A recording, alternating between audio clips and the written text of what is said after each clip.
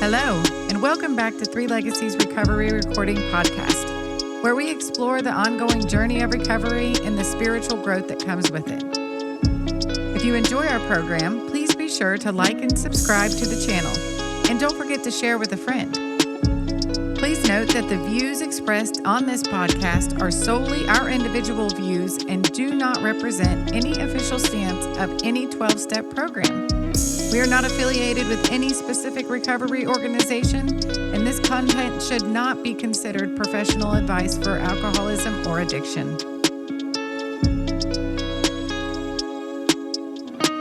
Hey everyone, it's Paul from Three Legacies Recovery Recording Podcast with a quick note before we get started with this episode. It's hard to believe we've been doing this for an entire year now. It's been such an amazing experience getting to know everybody. We already have the majority of 2026 booked up, and we have a lot of great guests scheduled. We don't make any money off YouTube or any of the other platforms. This podcast is completely self-supporting, and we've spent a lot of money, time, and energy into it simply just because we love doing it. We're not trying to make a profit, but we are trying to cover our upcoming expenses if that's at all possible. If you'd like to be a part of that, you can make a contribution at our Venmo, which is Recovery Recordings 615. We'd like to keep this commercial free. Thank you. Hello, everyone. Welcome back to Three Legacies Recovery Recording Podcast. I'm your host, Paul, and today is Sunday, March 22nd, 2026. This is episode 109. If you want to reach us at our email address, you can reach us at recoveryrecordings615@yahoo.com. You can also find us. We have a private Facebook page. Get over and send us a request, and we'd love to add you to the page. It's Three Legacies Recovery Recording Podcast. Also, if you're on there, if you're already a member of the page, you can also get on there and invite friends. If you have anybody you think may be interested in the show, feel free to get over and just invite them on there. I think there's a little link to where you can invite. You can also reach us. We have, we're on Audible, iHeartRadio, Spotify, several other major platforms. Upcoming events. I'm off for the next week or so. I'm going to be in a men's retreat in Chattanooga this upcoming week with a couple buddies of mine. So I'm not sure if we're going to be doing anything in the middle of the week after that. But our next episode, Chris S. from Blairstown, New Jersey, is going to be on here on April Fool's Day, Wednesday, April 1st. We're calling it's Problems Other Than Alcohol. My prayer today is that something spoken here touches someone's heart, draws them closer to the Spirit, and helps them receive strength needed to keep moving forward towards healing, hope, and renewal. I am super excited about tonight's guest. We have Heidi S. coming from Grove City, Pennsylvania. How's it going, Heidi? It's going great. Hi, Paul. Yeah. Welcome. Thank you so much for joining me. Thank you. Yeah. How's life treating you? Are you in Pennsylvania right now, currently? I'm in Pennsylvania right now. It was a beautiful day. This is how Pennsylvania weather goes. This morning it was about 50 when I woke up, got up into the 70s. And I'm looking right now, it is 48 and raining. So that is that's a common thing. Yeah, it's common. That would be common, yes. That's wild.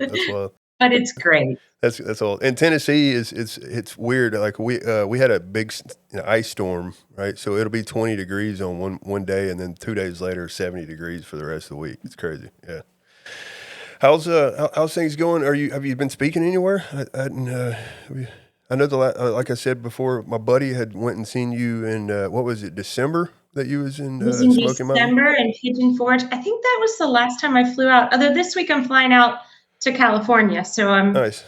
Going out to Los Angeles this week. A little bit of work, a little bit of Pacific Group, and nice. I'll be there on Wednesday. But yeah, other than that, I've done some local stuff, which has been nice. My family likes that when I'm home. They like me to be home at night. Yeah. And you got a daughter and a husband, huh? You got one daughter? I have one daughter. She's almost 15 in high school, and I have my husband, but he's in recovery too, so he understands. I mean, our primary purpose is to help the still suffering alcoholic. So yeah, I'll tell you one thing that I've discovered over the last few years. I have such a newfound appreciation for like all the work that goes into the people that just travel all the time. You know, I don't travel a whole lot, but I travel enough to where I realize like, holy crap, it's a lot that goes into that. Yeah. So thank you for all the work you've done for the community. Yeah. For the listeners, we are calling this Grace and Transformation from Fear to Freedom. We had briefly talked over the last few weeks, and that's what came to us, and we decided that's what we're going to stick with, and we're just going to let God do God stuff. We're prayed up, and you said you had a story you wanted to share with us. You want to start with that? Yeah, let's start with that story. So, when I think about grace and I think about transformation, I think of like kind of, when we tell our story, like what I was like, what happened to me, and what I'm like today. And so there's I burned my life to the ground a couple of times, but I was in and out of jail. I joke with the rehab. I go into a rehab once a week, and I always joke with them, and I'm like, my actions show I like to detox in jail, not rehabs. Like that's just. I mean, I don't think I do like that, but that's what my actions look like. And so, but when I was in jail and I was, off of everything, I was back to being quote unquote as normal as I could be, right? And I wanted life to be different. Every time I was in there, I thought I wanted life to be different. And I would make friends with the guards. Like I would talk to them, I would be respectful, I would be kind. Yeah. So anyway, fast forward, it's 16 years later, and my daughter and I go out for breakfast yesterday to this place I'd never been to before. And I walk in, and the hostess lady was like, "Oh my God, Heidi, oh, do you remember me?" And I was like, I'm trying. I've met a lot of people, so I'm trying to like flip through my Rolodex in my head. And then she tells me, she's like, "I'm CO Ray," and I was like, "Oh my gosh." Yes, she was one of the guards. Wow. She literally came across, she hugged me, she kissed me. She was so excited to see me. And I was like, that's transformation, right? Like you walk in and you're in orange and you're behind bars, and now you're out, and I'm friends with her. I'm friends with a lot of the guards on Facebook, but I mean, so she's been following my life all along, and she's like, I am just so happy for you. I'm so happy to see you. You're doing it's just so amazing. She hugged my daughter. She'd never met my daughter Wow. before, Yeah. and my daughter knows my whole story. She grew up in Alcoholics Anonymous, has heard me tell it a million times, and her and I were walking afterwards, and I was like, that's grace. Like that's God's grace. Amen. That somebody that was, that used to work with people that I would never want to be a prison guard. I know what prisoners are like, right? The defiance, but to come out of that and to just be so excited to see that somebody's life had been completely changed. Oh yeah, that's And amazing. it's just, and not that it has anything to do with me. It has everything to do with what God can do. And it just blew me away yesterday, just her excitement to see me and to hug me, and just, Wow. she was truly full of joy. And that just, it was amazing. And it just reminds me, like, when I was out there drinking and doing all the other stuff, like that ripple effect into the community of just kind of darkness, but the more I stay sober and the more that I do things that I should be doing, right? And helping God's kids, Yeah. it's like there's another ripple effect that seems to even take a greater effect. Yeah, I love that. Yeah, I love that. I tell you, for me, I do the same thing. I go to treatment center pretty often over the last few years, and I love, like, there's been several occasions where I've met people in there where I used to, drink and get messed up with, and they're like, "Paul, like, really? Are you serious?" And it's amazing, and I love like going into like the grace and it being God. Like what really comes to mind is the connection. I always felt like it was like little old me dropped off in this world, and this, I had so many old ideas about why, this poor pity old me, right? And then the connection now that comes just through the whole process, the grace and transformation now is like, wow. Like I remember I was 33 years old the first time I really felt connected to something.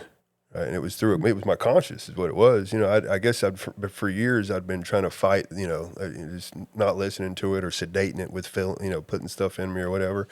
But I was, 33 years old, and I was having a conversation with my sponsor at the time, and like something shifted inside of me. And it was the first time going to like growing up in church and stuff. I'd heard people, them talking about, God and all this, but I'd never really had a connection on the inside with that. Right. And, Yeah, I don't know why. I just felt like that's what came to No, mind. I mean, I can totally relate to that.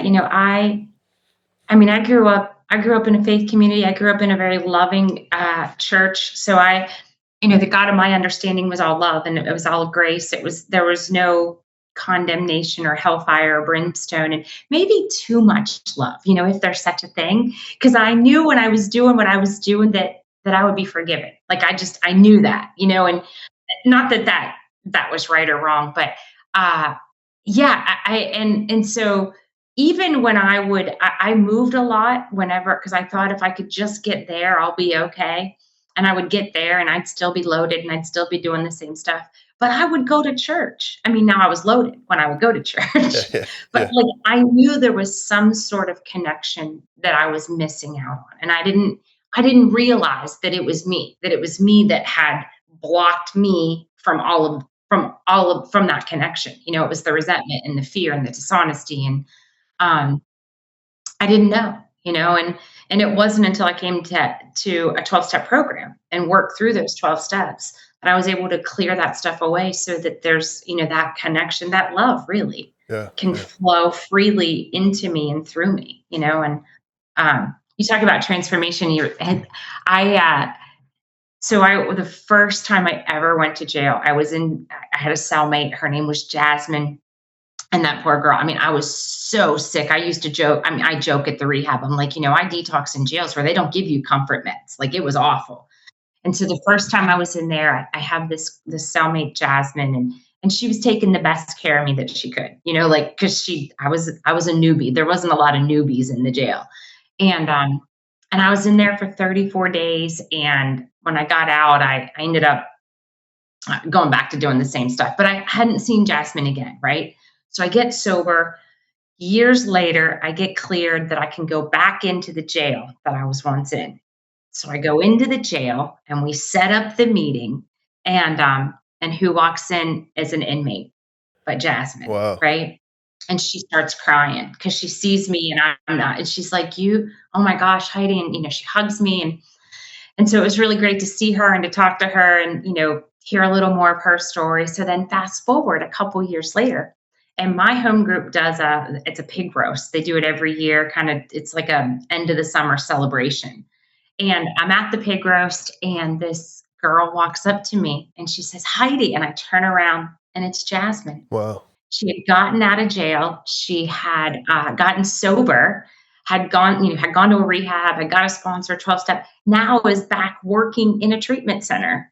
And so it was just really cool, as we talk about transformation, not only like in my own life, but then to watch it come to life That's awesome. in somebody that used to be sitting right exactly Yeah, where I was. I mean, that's the joy of Alcoholics Anonymous, isn't it? it Like, is. to watch these miracles. I could sit here for days with you. I mean, you could tell me stories too, I'm sure, of the transformation that you've seen, just through this grace that's just been amazing. It's wild. Yeah, yeah. I'll tell you, like, one thing that's like keeps showing up over this last year or so has been, I got sober and luckily I got 12 step by people that understood how important that was, right? And then, so those people pointed me in a certain direction, but whenever my mind was just everywhere, I was on all kinds of I was on meth and stuff for years, right? Not just alcohol, but all kinds of stuff. And but finally, like I don't know what it was. It was grace, really. I mean, that I stuck around, and my first sponsor, me, the connection I had with him, I trusted the guy, and I started listening to him. Something happened. I was just,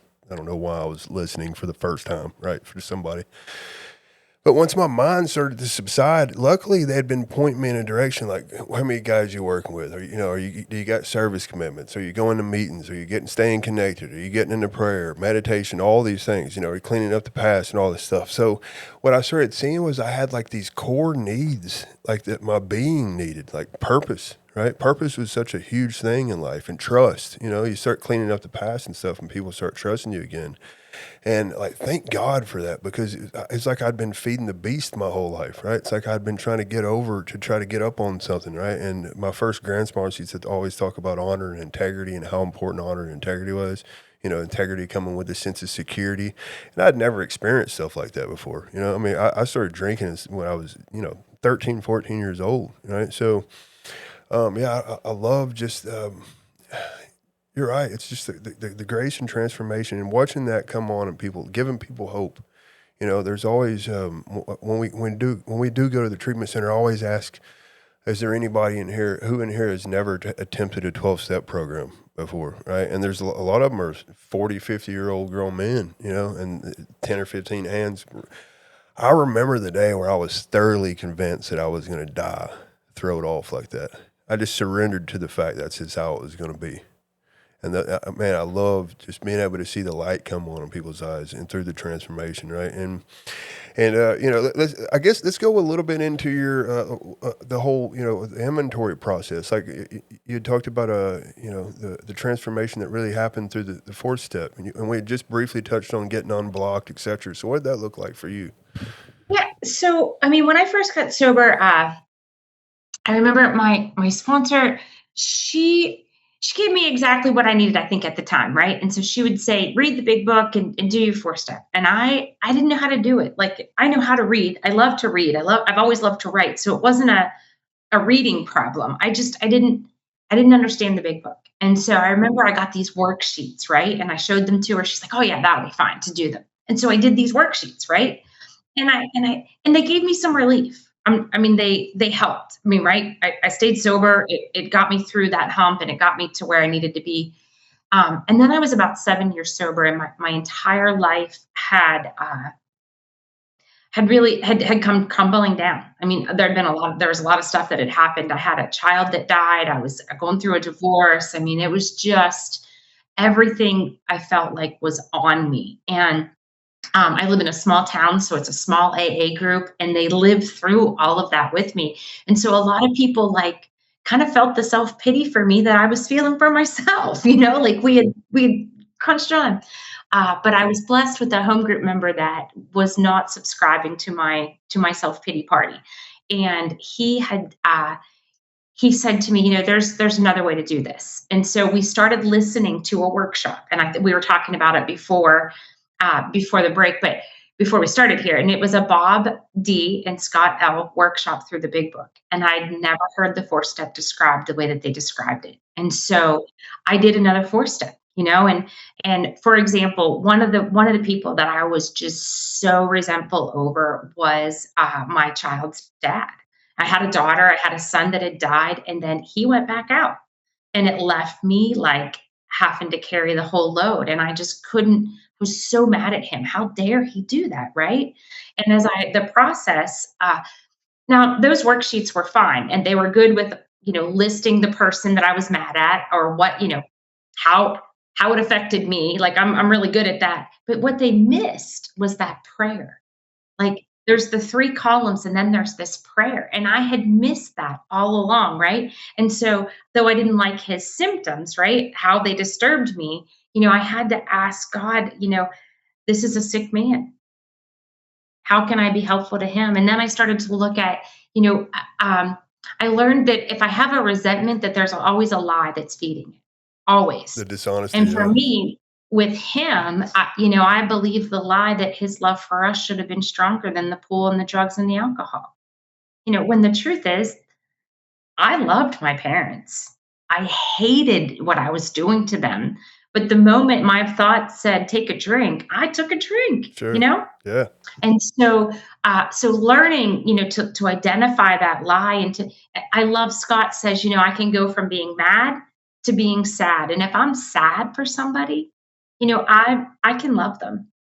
I mean, albeit it might be from a distance, but I can love them. Sure. Yeah.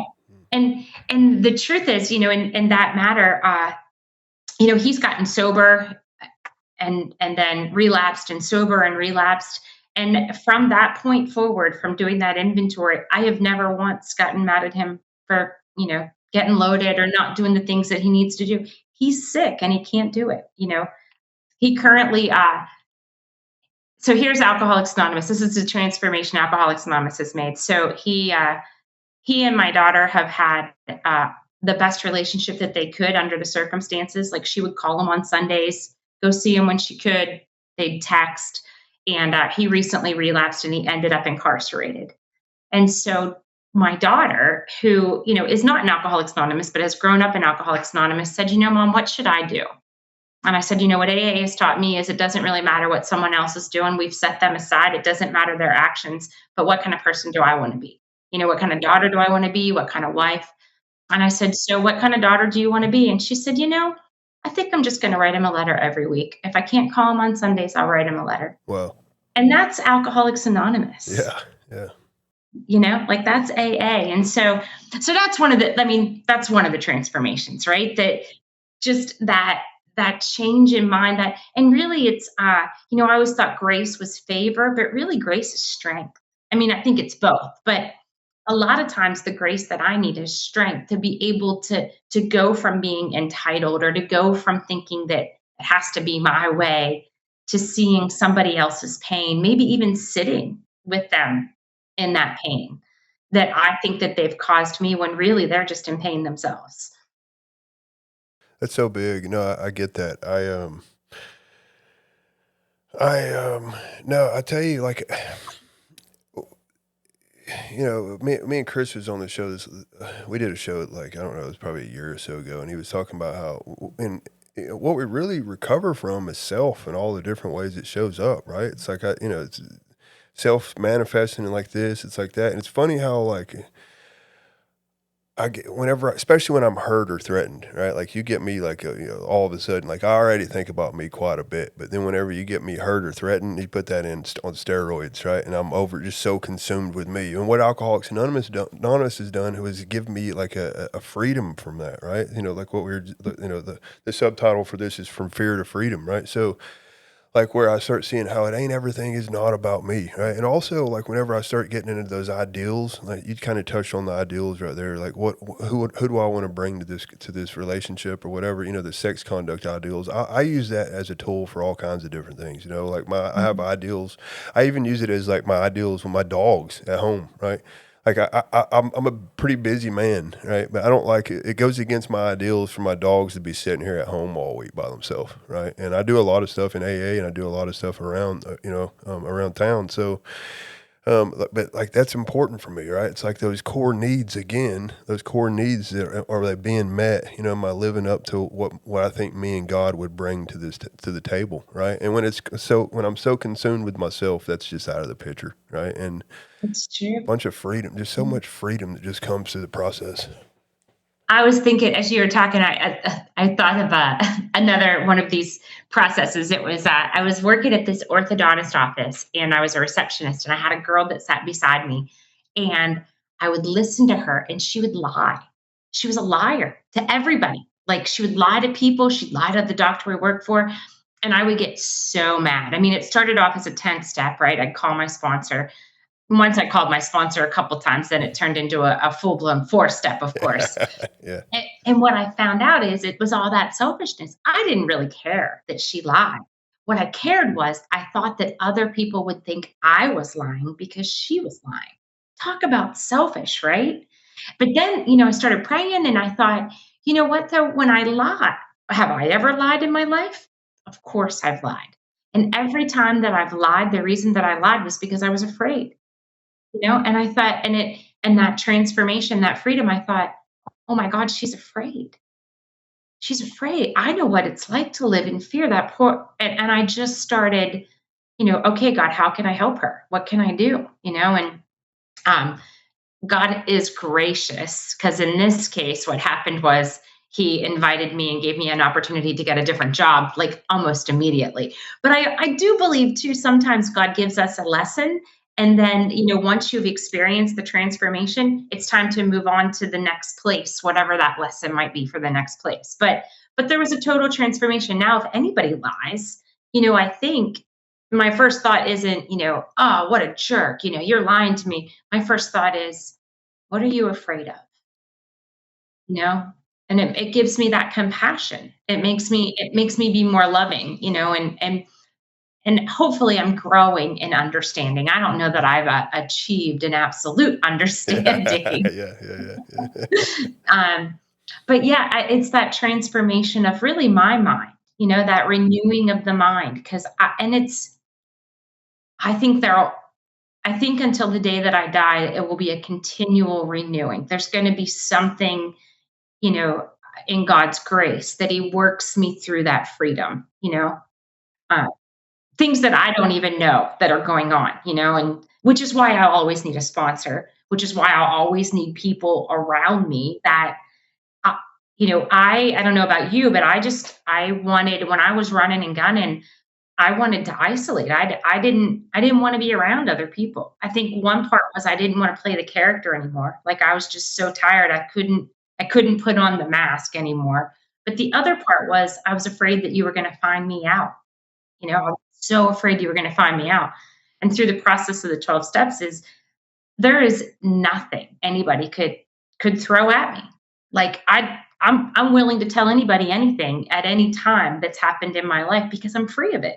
I'm absolutely free. Yeah, same. Yeah, that's awesome. Good stuff. I'll tell you, like, and what really comes to mind, it's kind of really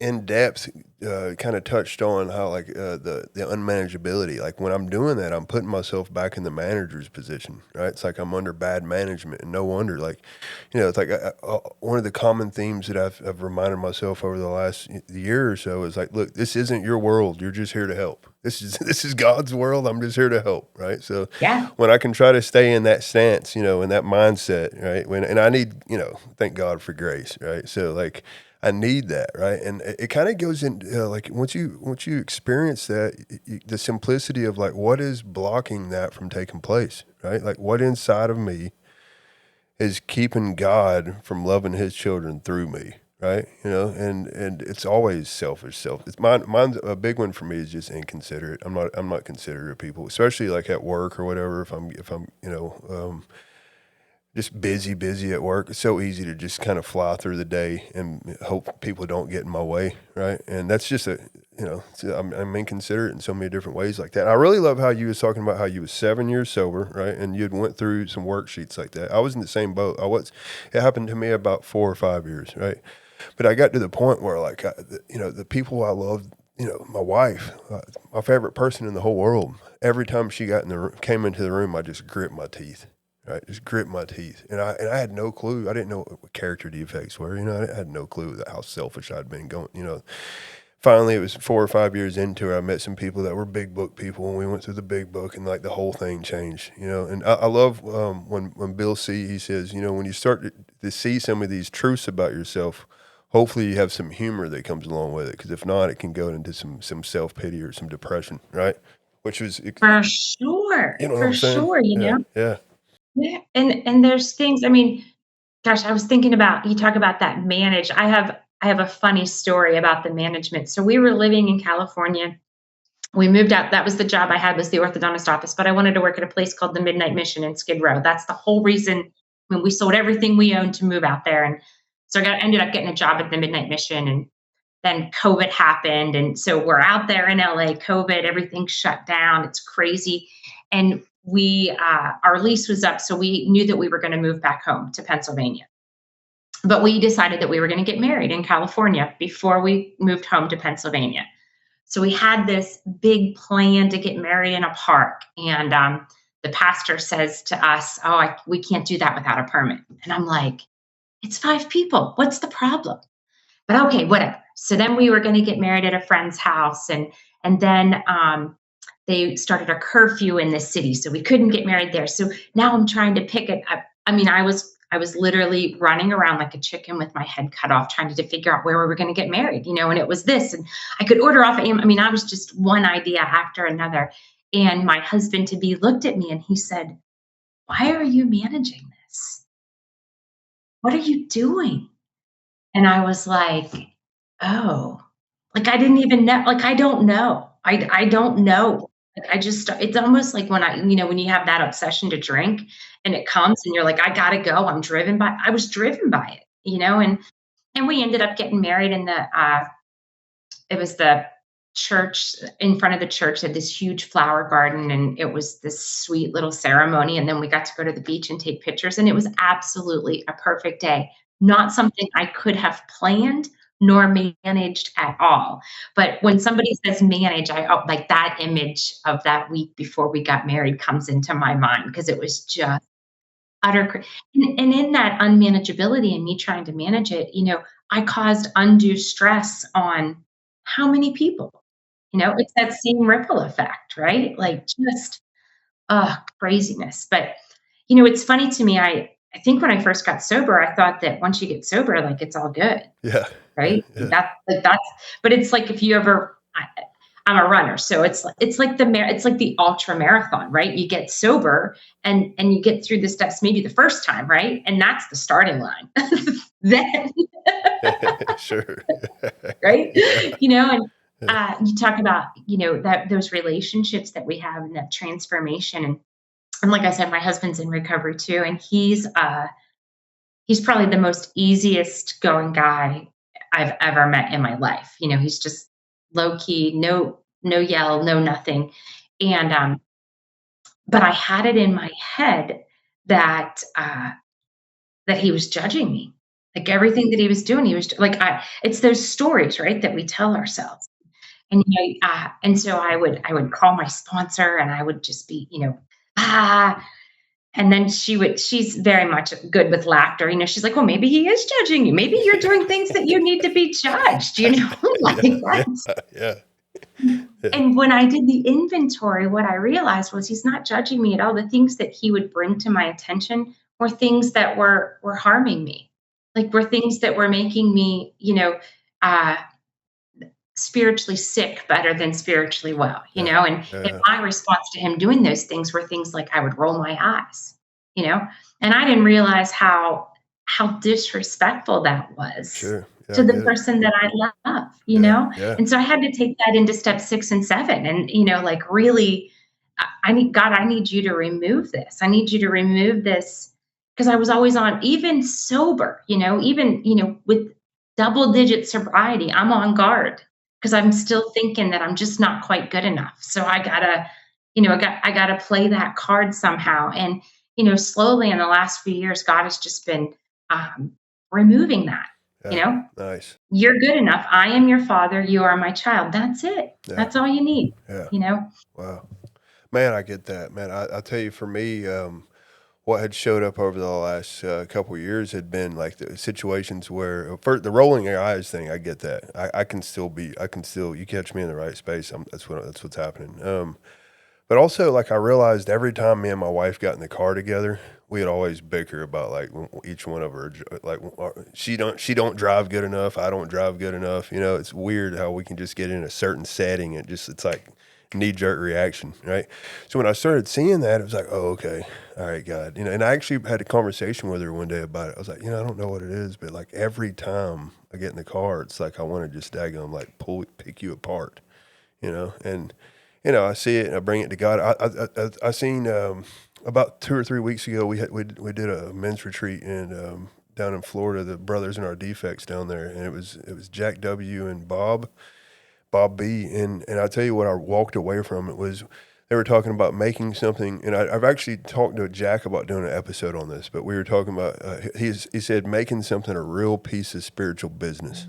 Mhm. It's like, wow, it's like, and Bob kind of peps up and he was like, until you do that, you're just complaining, so have you really made this a real piece of spiritual business, so when I start seeing this stuff and it's like, oh, wow, like, this ain't right, like, who am I, to pick her apart or whatever the situation may be, right? And it's weird how, like, I had John and Renee we did an episode on, we called it, we did it like a couples episode, and it was called, I did you listened to listen to that that? episode. Yeah. Yeah. And I had mentioned on there, and I've never thought about this until Renee said it, but I'd mentioned how, like, it's so easy to, like, sometimes to be like, go through the weekend and kind of have like this low level irritability, like at the end of the weekend, just kind of like, right, towards my wife, right? And I don't even, with no, like, she ain't done anything. I'm just irritable, right?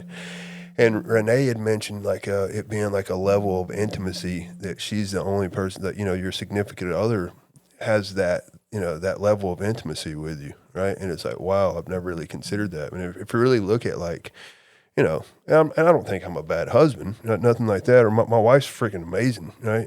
But like, there's still like there's a low level sometimes. If anybody gets it first, it's going to be her, You know what I mean? Because she's around me most, right? And I don't, I guess I'm holding her to a certain place when it's really just me again back in the manager's position, right? Like not accepting whatever the situation is, right? Just feeling like I'm the dictator of life. It's not nothing's adding up to what it needs to be. You know what I mean? Yeah, I love Yeah, that. for sure. And I think, what we have learned in the last, we've been together 9 years. So it's been that communication and more on my part than his. Because I would be, so he could tell immediately. He can tell without me saying a word if something's wrong with me. Like he just knows. And he'll say, "What's wrong?" And my response would be, "I'm fine. Yeah. I'm good. Yeah. I'm fine. I'm good." And then one day he said to me, "Did you realize that that's dishonest Mm, if you say that and you're not?" wow. And I was like, "Oh man, I guess I got to make it a piece of spiritual business, Like, Yeah. how do Yeah. I do that? What do we do?" And so what I realized is I was afraid. If I was upset for something or there was something going on, especially if I thought he was judging, if it had something to do with him, I was afraid to tell him the truth, because I was afraid that he would say, "Well, you know what, you're really not that good enough," and it was that fear that he would leave. And it was all that old baggage, nothing that had to do with him at all. And as I started to pray through that and I started to give that baggage otherly to God and started to really communicate, like, "You know what? I'm not okay right now, but I can't talk to you about it. I need to call my sponsor." Or, "I'm not okay right now." Or sometimes, we have this cute little thing, because by the end of the day, sometimes you're really tired, right? And sometimes you can be Yeah. just tired and irritable. And Yeah. so we'll say, "You know what? I'm out of words for today. I'll talk to you tomorrow." Like that's just it. But it was really the transformation of going from holding it all in, and trying to essentially wear a mask because I was so good at it for all of my life, and to really start talk about intimacy and taking that mask off, and when I was willing to do that and to come forward and to say, "Okay, this is how I'm feeling, this is why I'm feeling it." I'm not even saying, because sometimes I feel things and it's based on a complete lie, Sure. right? Yeah. Yeah. Like I know that, but to be honest enough with him to say that out loud, and our intimacy, I feel, has grown exponentially, because now I'm being real, which is exactly what Alcoholics Anonymous has taught me to do. But if you're somebody like me that doesn't even know what you're feeling or what you're thinking, and you haven't, even in sobriety, like you're just doing I mean, I think I was doing the best that I could, but God wants to do more, and I'm willing to let Him do more, which is maybe like the third step, right? Like I really am at that. I'm going to abandon myself to God, whatever that looks like. Sure. Sure. Yeah. I'll tell you, something that Harold had mentioned, he says quite a bit. He says, you got to name it to claim it. You know what I'm talking, or is Hmm. that what he says? Name it to claim it. Yeah. Which is like, Yeah, something like that. yeah. Yeah. Yeah. And, I think a lot of it also has to do with just maturing in age. You know what I mean? Like, I'll never forget. I started sponsoring. So John's my sponsor, and he's been sober. I think Hmm. he'll have 37 years in July or something. And he got sober when he was 17, right? And a few years ago, I'd started sponsoring this guy that was 17, right? And I was like, I was just like, what are we doing? Like what? I'm trying to manage the situation, right? Yeah. Yeah. And I called John up and I was like, dude, what did a third step look like to you when you was, brand new, at 18 years old or whatever? And it was cool. It was a cool experience because I realized like, that's going to be different as you go through life, not just the waking up process through the steps and all this, but also as you mature. You can start taking on the role of other way more, like at a later age. If that's even possible in the beginning. When you're 17, 18 years old, a surrender might mean like you're not going to cuss mom out for not letting you go to hang out with the homies. You know what I mean? So a lot of it's just like the mature. I think just maturity and age and just living life experiences. It's so y'all. You said 9 years for you and your husband. Me and my wife will have 7 in 3 days. Yeah, 3 days, 7 years. Yeah. Yeah. I mean, we'll Yeah. be married for 6 this year, but we Okay. were together for 3 before. Nice. So, Nice. Yeah. um, it's cool having a partner that you can, I have, of course, I still have fear that goes on and all this, and there's certain things I don't like sharing or whatever, but it's cool having a partner that you can grow with. I trust her, like, it just wholeheartedly. I just trust her that, it's like, God put us together for whatever, for she's, it's just cool. It's just cool to have a partner. Well, I told you that there was a home group member that wasn't coming to my pity party. Yeah. He was the home group member that wasn't coming to my pity party. Nice. Yeah. Yeah, that's funny. Yeah. And even then, and I look back now and I realize, he was never afraid to tell me the truth. Yeah, that's awesome. Never. When we were friends, I mean, and he's not afraid now either, in a kind way, right? He's not afraid to tell me the truth, and I need that in my life, and I will tell people, I tell him all the time, I think, God sent you into that home group, because otherwise I don't know if I'd still be here. I mean, I don't know. It was bad. Yeah, I get it. It was really bad. I need that in my life, but I don't always like it. Right. Exactly.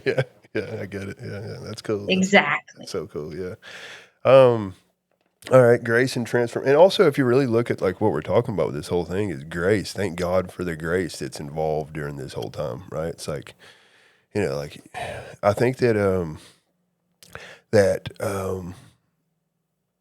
like the first handful of times I worked the steps, it was really just kind of get me moving in a certain direction, right? I mean, I believe that I heard Katie Pete says this quite a bit, and this is kind of my experience. But for the first 3 or 4 years, you really don't understand just the level of selfishness that's really going on, right? You think it's just about abstinence from alcohol, right? And it just takes time for you to really start seeing that. Going kind of to touch on what you was just talking about with the third step. Well, for me, it was that when I finally experienced that any life ran on self-will could hardly be a success, right? It's like, oh, wow. I remember when the first handful of years I read that, I was like, what does that even mean, right? And then you start seeing like, oh, it's self. Self is involved in this, right? And then there's something else available, thank God, right? And but I didn't, in the beginning, it just looked like doing what I was told, really. It's like, oh, what do I need to do? What do I need to do? And luckily, again, there was people that was willing to 12-step that shared their life with me, and the connection I got in that beginning stage, right? It was like, and I can see today, like when I'm working with guys, I see how important it is for I want them to know I'm extremely interested in this relationship. You know what I mean? Like my life depends on this, right? So and you can see that some guys will grab onto it and some guys aren't ready. You know what I mean? But yeah, I love that though. Just thank God someone shared an interest, right? Just showed me an interest, right? Yeah, I mean, it's crazy. I think about early on, it was almost like God was showing me great big grace shots. I mean, it was so part of my story is I was driving and I intoxicated and I ended up hitting and killing someone. Wow. And so it was a vehicular homicide DUI. And that wasn't my sobriety date. I went on and kept going on for a year and a half later. But so fast forward and I'm going in for the sentencing. Now I'd been in jail. I got introduced to the steps actually first through a chaplain through the Oxford group, which is kind of a crazy. I mean, that's grace in and of itself, right? And then I ended up on house arrest. They let me out on house arrest, which was grace because I had these horrible charges, and they still let me go on house arrest. And I had to go to AA, and so that was part of the deal. And so I was going to AA, and I got a sponsor, and we started through the big anyway. So came time for these charges. Now I had in the time after that accident, I ended up accruing about this, I don't know, like a very lengthy pages worth of charges. Like I just kept getting arrested left and right. And I pleaded not guilty to everything, ended up going back and pleading guilty because AA, tells me I have to be honest, right? And so it's time for sentencing. And in Pennsylvania, vehicular homicide DUI is a 3-year mandatory state penitentiary sentence, period. That's the sentence. And I was okay with that. I was like, it really should be more. I'm okay, whatever. And so I go to the courtroom that day, and when I came into Alcoholics Anonymous, I didn't have any friends. Like I had abandoned everybody in my life except for my parents because I have good parents. And when I walked into that courtroom, it was completely filled with people from AA. I mean, I bet there was 50 people there. And so I go up for sentencing, and the judge says, "Is there anything you need to say, for yourself?" And I said, "Nope, I have nothing to say for myself." But I knew that that man's family was going to be in the courtroom. They were from out of state. He was a over the road truck driver, and they were from Maryland. And so they had come in for my sentencing. And my sponsor and I had worked on an amends letter to read to them because I didn't know if I'd ever see them again. And the book said direct amends. Yeah. And so Wow. in the open courtroom, I read them a letter of amends. Wow. And I told them, I was sorry, even though that wasn't the word that I just didn't have another word to use. And that I would tell this story anywhere at any time. And that maybe somebody else wouldn't suffer the way I'd made them suffer. Wow. And what happened in that courtroom is the judge asked them if he could separate the charges. And they said yes. And so what that did is it let the judge decide what he could sentence me. He could sentence me to whatever he wanted. And he sentenced me to 10 to 24 months in a county jail. Wow. Holy crap. Which to me is grace. I don't know how or why that happened.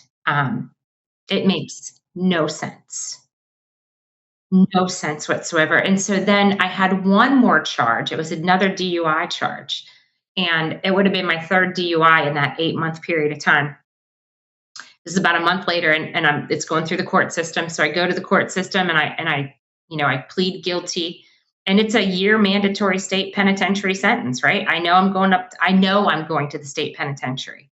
And before we were going in, my lawyer said, "Don't worry, Heidi." And I thought, of course you're not worried, because so I go in, and they tell me that the laws had just changed in Pennsylvania. And if you had these charges reoccurrently, but you hadn't been convicted of it, that you couldn't be considered, a subsequent DUI. So they ended up giving me 72 hours.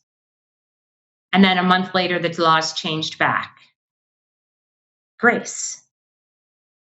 Completely undeserved. Completely undeserved. It's wild, man. Yeah, man, that's a powerful, powerful story. I get it. Like, I got caught with 900 grams of meth in 2016, and I was going to go to prison the rest of my life, right? And here we are. Yeah. I love, like, whenever I'm sharing with when a sponsee or whoever calls me and their life's falling apart. It's like, look, dude, like, this conversation we're having is a direct result of, like, what I thought was the worst thing that could ever happen to me. You really don't understand how God works, right? I mean, he does God stuff, right? It's just, it's He the does. miracles. He does. Yeah. And he takes the darkest things in our life. Yeah. And then uses it, in such a way that there's just such light, like I love when people call me and they're like, "Oh, I can't get to a meeting. I can't drive for a month." I'm like, try 13 years. I didn't drive. I wasn't supposed to get my license back until 2024. And so we moved back after we got married, we moved back to Pennsylvania from California, and I continued to work for the Midnight Mission. And then I had this other part-time job. And unbeknownst to me, there was a guy that I was working for. He was best friends with the state representative in Pennsylvania. And he was always like, "You should be able to drive. You've paid restitution. You're an upstanding citizen. You love God. You love your community, like blah, blah, blah, blah, blah." And I'm like, "Jeff, it is what it is. It's not, 2024 will come sooner than later." And so he had his friend, the state representative, petition PennDOT. And 13 years to the date, October 15th, 2020, which was 13 years to the date of that accident, I got paperwork that said you can have your driver's license back 4 years early. Wow. And the crazy thing about that story, not just that, is the guy that was advocating for me, his dad was killed by a drunk driver when he was 2 years old. Wow. And yet saw the work that God had done. Yeah. And he was willing to go to bat for me. Man. It's wild. That's crazy. Like, here's the crazy part about this whole thing is that you hear stories like this all the time in Alcoholics Anonymous. Is that not crazy? Like, Yeah. What is it, Jason? Was it Jason J when he talks about how I think he met his dad the first time at his first AA meeting or something, It's like, are you serious? But you hear stuff like that all. I think he said his dad was on the ninth step, if I'm not mistaken. It's like, It's it's it's crazy. I crazy. know. It's absolutely crazy. I Yeah. think it was my husband just sent me this reel, and it was a guy, it was a pastor that was talking, and he was like, we read about miracles up here, but if you want to see them, go Yeah. Yeah. downstairs Yeah. I where seen they that. hold the Yeah. AA Yeah. meeting. I heard a guy mention that in the meeting yesterday. That's funny you're sharing it because I watched a meme. I watched the clip of it on Facebook or something. Yeah, man, that's awesome. Yeah, it's so Well, true though. part of what I got to do is so when I was on house arrest, another thing that happened, I wanted to go back to church, right? Like I just knew that there was something in that, something there, and so I ended up back at the church that I went to as a kid, Yeah. and which is the last place that I wanted to go because my name had been all over the front page of the papers, Wow. right? Yeah. Wow. But it's the In a only one I small could go town. to, small town, Yeah. right? Yeah. So I go, and afterwards, we're leaving, and the pastor runs back and he says, "Hey, can I come visit you?" And I was like, "I'm on house arrest, I guess, right?" Yeah. And this was the guy that had been the pastor when I was a teenager. So he was like, I don't know, maybe 10 years older than I was, right? So he starts visiting, and anyway, we developed this friendship. And while I was in jail, like he would come visit, and he just kind of, I guess, disciple, just really loved me, like the way that God would love a friend. And I mean, when I was on work release, he would pick me up and he'd have Marlboro lights in his glove compartment for me so I could smoke, like that kind of stuff, right? And anyway, he convinced me to go to seminary. And so, I got to go on this kind of journey to seminary. And the fun part about that is I said, I will never preach. I'll never be one of those people, right? Yeah. And then that was one of the assignments. And so, I get to share in the upstairs of churches, but the fun things that I get to share are things like, back when I was in jail, and then I get to watch people's faces Nice. Yeah. in a fun way. I get to Yeah. kind of share some of the story that I would share downstairs, upstairs, and it's funny. I thought, you talk about transformation of the mind. I thought that church people would judge. They'd be so judgy. Oh, you hear your story, you're judged.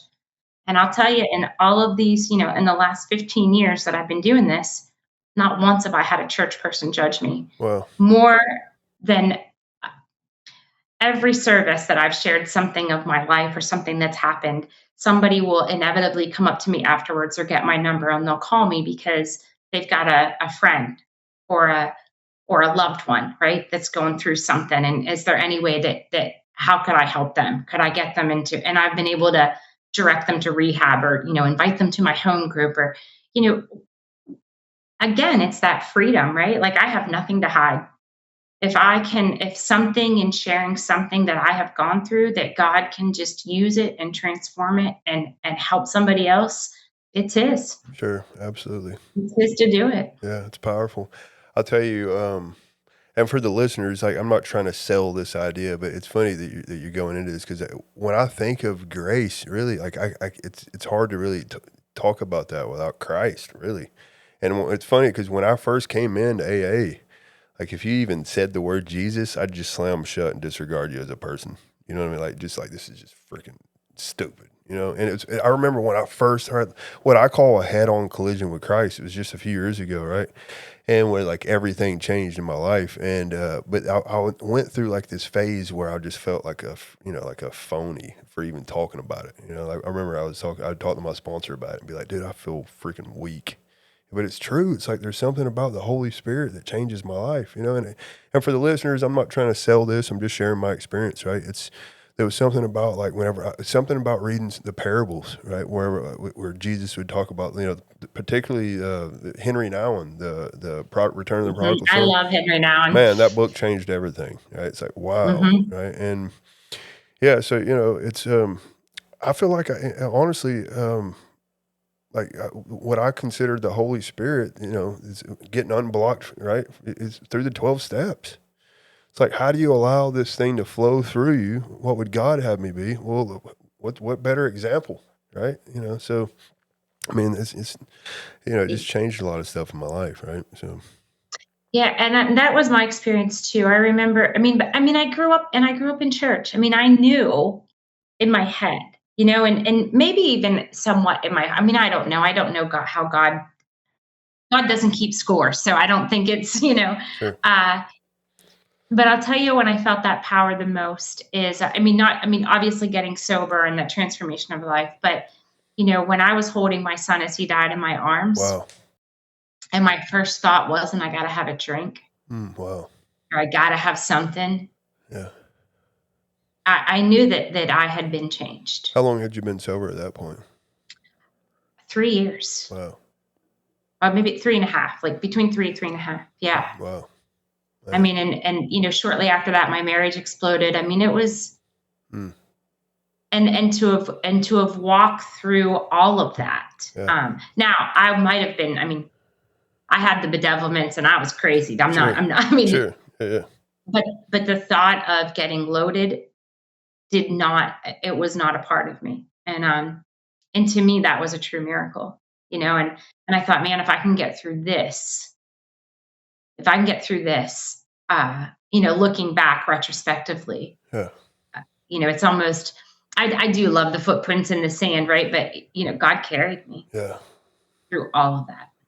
Yeah, when you start seeing what really the first step is all about, right? It's like, wow, I've been separated from alcohol. Like, I just didn't wake up one day and just make a decision, And I'm not going to say I don't have like a little bit in that whole, like I don't have some stuff I'm supposed to do on a regular basis, But yeah, that's it. I mean, my last sponsor, he just passed away with cancer. It'll actually be in a few days. It'll be a year. But his sobriety date was March 17th, right? And he was like, Paul, he was like, I was the guy that would show up at the meeting, cussed everybody out. He killed drunk driver, he killed somebody as well, right? And he was like, I was the guy, I want everything in me. He was a blackout drunk too, so he didn't like what, not knowing where he was going to wake up towards the end. And he was like, everything in me wanted to get sober, but I was the guy that would show up at an AA meeting, cuss everybody out, and tell them they were full of crap. He was like, March 15th, I did that. March 16th, I did that. March 17th, I woke up and something was different. Something was different. He called it an act of providence, a divine act of providence. But when you see that safe and protected, the obsession had been lifted, right? And thank God for that. So that's a powerful story, though. And how old was your son when that happened, when he passed? 8 hours. Wow, man. But you were talking about that obsession, right? June 10th, 2009 is my sobriety date. And I didn't choose that date at all. Like what had happened is I was walking through the woods because I always felt, I remember as a kid, I would make songs up to Jesus and I'd walk through the woods and sing it to him, right? And so I'm walking through the woods and I'm like, it doesn't work anymore. The alcohol doesn't work, the drugs don't work, nothing works. This head won't stop. I have no peace. And I just said, God, take me. Please take me. And nothing happened. And I was really upset that nothing happened until I got back to the house and probation showed up and they took me directly to the county jail, Yeah. which is funny retrospectively.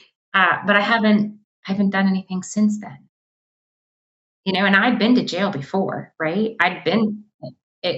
What changed was that chaplain that, I was willing to talk to start the Oxford group steps to get me into alcohol, like just that chain of events. I just had to be willing, just a little bit of, okay, God, and I like that, take me. There was a speaker I heard last year. I was at a conference and she said, I just say, God, make me different. And I thought, isn't that it? Thank God, yeah.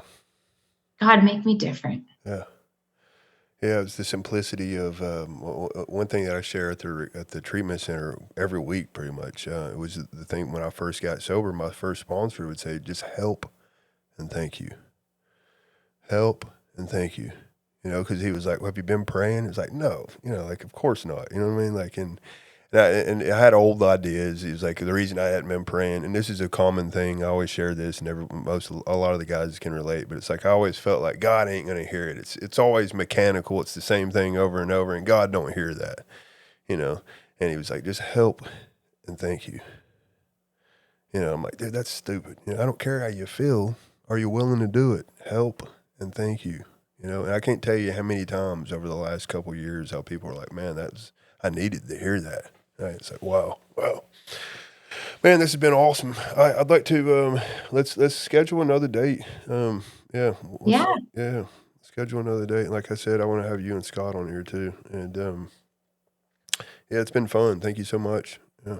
Thank you, Paul. Yeah. This was fantastic. Yeah, it's been awesome. And like we'd mentioned before we got on here, we wasn't sure what we were going to do with it, but we were going to let God do God's stuff, and I think He showed up. So, yeah. Anything you want to finish with? Thank you, God. Yeah, thank you, God. Anything comes to mind? Gosh, I think about when I was new, and I remember thinking, but they haven't lived like I've lived. They don't understand. They don't, perpetual uniqueness, that newness. And so if there's somebody new that's listening to us, like these stories that we told, like they're real. Like they're real stories. They're real and happening like in the flesh right now. Literally like life resurrected kind of stuff. And so stick around with us, stay with us, and Grace, I think my husband's sponsor talks about, and I think he got it from somewhere else, but he talks about, if I go to the ocean with a thimble, I'll get a thimble of ocean water, but if I go to the ocean and I just throw myself in, if the ocean is the grace, it's just grace upon grace upon grace, and that transformation, that strength, that favor, it just keeps coming. Yeah, I love that. I love how Scott talks about when he defines bottom now. He says that it's like when someone a little bit further down the path that's more qualified than me gives me suggestions, and that I don't think are going to work. I think they're probably stupid, but I'm still willing anyways, right? And when he talks about sponsorship and hitting a bottom, and I love that. It's so important. And it's funny how I was talking to a guy earlier, having that same conversation. He's a new guy, and it's crazy how when we first get here, in this what you just touched on made me think about it. Like, we're so overemphasized on how we feel. I don't want to do that. I don't want to do that. I don't want to do that. Right. So it was hearing conversations like this, or hearing people talk, or even like something as simple as, like you said, Jasmine, seeing you at the, next thing, something inspires. They realize, like, wow, something's, they get a little hope when they didn't have any hope to begin with, right? And God does God stuff, thank God. Yeah. So, I have one more thing. This will be it. And because when you said that, we always, or I hear a lot in meetings, when the pain gets great enough, you'll change. Yeah. But what I think is, the pain's great, but when the hope gets bright enough, wow, I'm willing to do something different. Nice. Yeah. Nice. That's awesome. Well, thank you so much. This has been awesome. Thank you. Have a fantastic week at your retreat. Thank you so much. Yeah, it's going to be John and a guy named Tarek. I don't know if I've never, I haven't heard Tarek yet, but I've heard a lot of good things about him. So John E. and Tarek will be, we're not recording it though, unless they change their mind. We're not recording it. So, yeah. Now, are you going to do the usual suspects? No, this year I'm not going to be able to make it. Yeah, I'm always, for some reason, whenever that comes through, I'm always super busy doing something. Yeah. This year's what, Sheldon and John, right? I think, this year's Sheldon. My husband's coming. That's the only reason I was asking. So. Oh, nice. Yeah. He's coming down. Yeah, send him my info when he comes into town. A lot of the usual suspect guys come to my home group on Thursday night beforehand. Yeah. I'll let him know. I think he's going to drive down, I think. I'm not sure when he's leaving. But I will give him all your information. Nice. Thank you so much, Heidi. Thank you. And we will plan some more dates, possibly, we'll possibly multiple dates if you're interested. I love this. Yeah, for sure. This is fun. Yeah. Thank you so much, and we'll have a wonderful night. Hello, and welcome back to Three Legacies Recovery Recording Podcast, where we explore the ongoing journey of recovery and the spiritual growth that comes with it. If you enjoy our program, please be sure to like and subscribe to the channel. And don't forget to share with a friend. Please note that the views expressed on this podcast are solely our individual views and do not represent any official stance of any 12-step program. We are not affiliated with any specific recovery organization, and this content should not be considered professional advice for alcoholism or addiction. Hey everyone, it's Paul from Three Legacies Recovery Recording Podcast with a quick note before we get started with this episode. It's hard to believe we've been doing this for an entire year now. It's been such an amazing experience getting to know everybody. We already have the majority of 2026 booked up, and we have a lot of great guests scheduled. We don't make any money off YouTube or any of the other platforms. This podcast is completely self-supporting, and we've spent a lot of money, time, and energy into it, simply just because we love doing it. We're not trying to make a profit, but we are trying to cover our upcoming expenses if that's at all possible. If you'd like to be a part of that, you can make a contribution at our Venmo, which is Recovery Recordings 615. We'd like to keep this commercial free. Thank you.